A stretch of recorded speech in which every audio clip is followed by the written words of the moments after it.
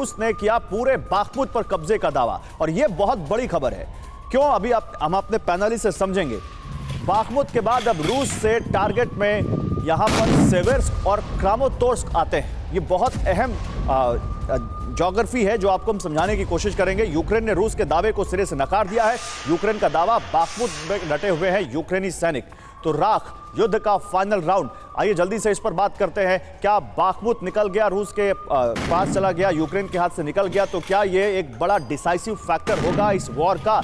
ये बहुत बड़ा सवाल है। बाखमुत पर क्या रूस का कब्जा हो गया तो अगला टारगेट क्या होगा? क्या यूक्रेन को अब बाखमुत भी छोड़ना पड़ेगा? और धीरे धीरे जो कहा जाता है गेटवे ऑफ डोनबास, बाखमुत जो है वहां पर रूस का कब्जा होता है तो डोनबास पर रूस की स्थिति मजबूत होगी। आइए जरा बिग वॉल पर बात करते हैं। बाखमुत पर रूस का कब्जा अगर हुआ तो अगला टारगेट क्या होगा? बिग वॉल पर लेकर आते हैं पीसीआर यहां पर। आखिर बाखमुत पर कब्जे का मतलब क्या है? अगला टारगेट होगा 1 सेवर्स्क और 2 क्रामातोर्स्क। नीपर नदी की ओर बढ़ना आसान हो जाएगा यहां पर अगर कब्जा होता है तो रूस के लिए, और यहां जो कब्जा हुआ तो नीपर नदी की ओर बढ़ना आसान हो जाएगा। अगर यह होता है तो फिर यहां पर डोनबास क्षेत्र में रूस का कब्जा होगा, और यह रूस के लिए बहुत बड़ा एक ऐसा स्टेप होगा। रूस के लिए एक एज यहां पर बहुत उसको मिल जाएगी इस वॉर में, और एक उसके लिए एक बहुत बड़ी बढ़त होगी। लेकिन फिर निप्रोपेट्रोवस्क रीजन के लिए रूट भी उनका खुलता है यहां से, और ये क्या करेगा? ये यूक्रेन को बहुत बड़ा एक सेटबैक देगा, और यूक्रेन के लिए ये बड़ी दिक्कत वाली बात हो जाएगी कि रूस को आगे बढ़ने से कैसे रोके। लेकिन बाखमुत, क्रामातोर्स्क ये कितना दूर है, जरा इस बात को आपको समझाते हैं। आपको जरा ज्योग्राफी मैंने कहा था समझाऊंगा, और वो ज्योग्राफी आपके लिए समझना बहुत जरूरी है। देखिए, ये डोनबास का गेटवे ऑफ कहा जाता है, गेटवे ऑफ डोनबास बाखमुत। और इसके बाद यहां पर इसकी दूरी देखें बाखमुत से, अगर आप सेंट्रल यूक्रेन की तरफ आगे बढ़े यानी कीव की तरफ आगे बढ़े तो क्रामातोर्स्क 33 किलोमीटर पड़ता है, और यहीं से अगर आप थोड़ा और ऊपर बढ़े तो सेवेर्स्क यहां से 35 किलोमीटर पड़ता है।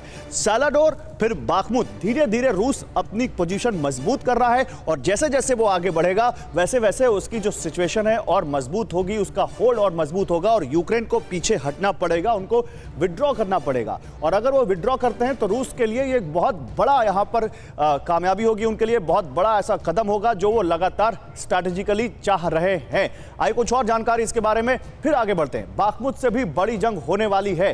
क्यों, आप समझिए, क्योंकि बाखमुत जो है उसका क्षेत्रफल है 41 किलोमीटर के आसपास, और वहां पर आबादी भी 70-80 हजार की है। लेकिन वहीं अगर क्रामातोर्स्क की बात करें तो यह कहीं 2 गुना 3 गुने के आसपास है, जो 117 किलोमीटर के क्षेत्रफल का इलाका, यानी बहुत बड़ा इलाका उससे। फिर बाखमुत की आबादी मात्र 71,000, जैसा कि मैं आपको कह रहा था। क्रामातोर्स्क की आबादी लगभग डबल या उससे भी ज्यादा, क्रामातोर्स्क में 1,47,000 की आबादी, और यह बहुत बड़ा इलाका रूस के पास जाएगा। फिर लड़ाई बाखमुत में 1 साल से ज्यादा चली और अब उनका कब्जा होने को आ रहा है। क्रामातोर्स्क में फिर ये लड़ाई कितनी चलेगी और किस तरह से यहां यूक्रेन अब रूस को चुनौती देगा, ये देखना होगा। बाखमुत में 30,000 यूक्रेनी की मौत हुई है। क्रामातोर्स्क में क्या होगा? क्वेश्चन मार्क इसलिए क्योंकि किसी को भविष्य नहीं पता है कि यहां पर क्या होने वाला है। क्या रूसी फौज यहां से आगे बढ़ेगी भी कि यहीं पर जाकर रुक जाएगी? जल्दी से जो हमारे पैनलिस्ट हैं उनके पास चलते हैं। जनरल मेस्टन, आपसे शुरुआत करूंगा सर। जनरल मेस्टन, क्या बाखमुत का यूक्रेन के हाथ से जाना कोई यहां पर आपको संकेत देता है कि ये लड़ाई किस तरफ जा रही है? और आपको लगता है कि बाखमुत गया तो यूक्रेन की पोजीशन कमजोर हुई, या यूक्रेन अभी भी लड़ाई में उतनी ही मजबूती से बना हुआ है? गौरव, जहां तक बाखमुत का सवाल है, हम देखते हैं पहले दोनों देश का इरादा क्या है।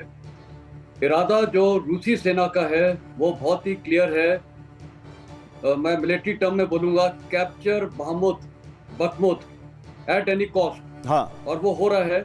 एट एनी कॉस्ट मींस इसमें बहुत तबाही हो रही है रूसी सेना की, और उसमें काफी सोल्जर्स कैजुअल्टीज हो रहे हैं, डेड भी हो रहे हैं, और equipment, military warfare, military warlike stores को काफी डैमेज हो रहा है। ये है रूस का स्टेटेड एम।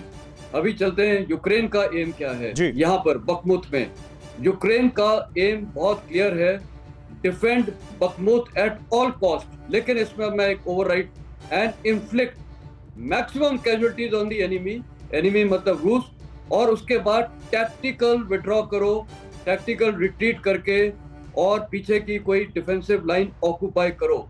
तो कहने का मतलब है बाखमुत का कैप्चर, अगर एक सेना ने, ये यूक्रेन की सेना ने, अक्टूबर से यहाँ पर बहुत भयंकर लड़ाई हो रही है और आज मार्च शुरू हो गई है, इतने महीने तक अगर डिले कर दिया है तो ये एक मैं बोलूंगा मिलिट्री स्तर पे काफी अच्छा इन्होंने ऑपरेशन किया है। ठीक है, अब मैं बखमुत के कैप्चर के बाद क्या होगा, हमने ये देखा है कि इस लड़ाई में इस पर आएंगे सर। जनरल मेस्टर, सॉरी मैं आपको बीच में रोक रहा हूं। बाखमुत के बाद क्या होगा, इस पर एक लंबी बात अभी हम करेंगे, लेकिन फिलहाल बाखमुत की इंपॉर्टेंस पे बात कर लेते हैं।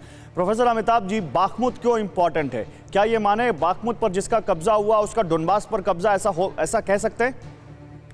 देखिए, बाखमुत एक साइकोलॉजिकल वॉर भी है। आपने देखा होगा पिछले 6-6.5 महीने से बाखमुत की लड़ाई चल रही है और एक क्लासिक केस बनता जा रहा है ये। लेकिन बाखमुत को अगर रूस कैप्चर करता है तो एक साइकोलॉजिकल विन होगा उनके फोर्सेस के लिए, क्योंकि उसके पहले खेरसोन और खार्किव ये हार चुके हैं, वहां से पीछे भाग चुके हैं। तो इस तरह से एक साइकोलॉजिकल एज के अलावा अब जितनी फोर्सेस कॉन्सेंट्रेटेड है बाखमुत को कैप्चर करने के लिए रूसी, वो डिस्पर्स होंगी, वो अन्य जगहों पर भी फैलेंगी। मुझे तो लग रहा है इसकी टाइमिंग भी ऐसी की गई थी कि मार्च के महीने तक आते आते बाखमुत को कैप्चर कर लेंगे, ताकि तब तक ठंड भी खत्म हो जाएगी और जैसे ठंड खत्म होगा, जो स्प्रिंग ऑफेंसिव हम सब कह रहे हैं कि होगा, उसके लिए अपनी फोर्सेस को ये फ्री कर पाएंगे। तो वो पूरा बॉर्डर जो है उसमें कंसंट्रेशन है बाखमुत के लिए, और इसके बाद अगर वो कैप्चर कर लेंगे तो वो दूसरे तरफ कंसंट्रेट करेंगे अपने आर्म फोर्सेस को।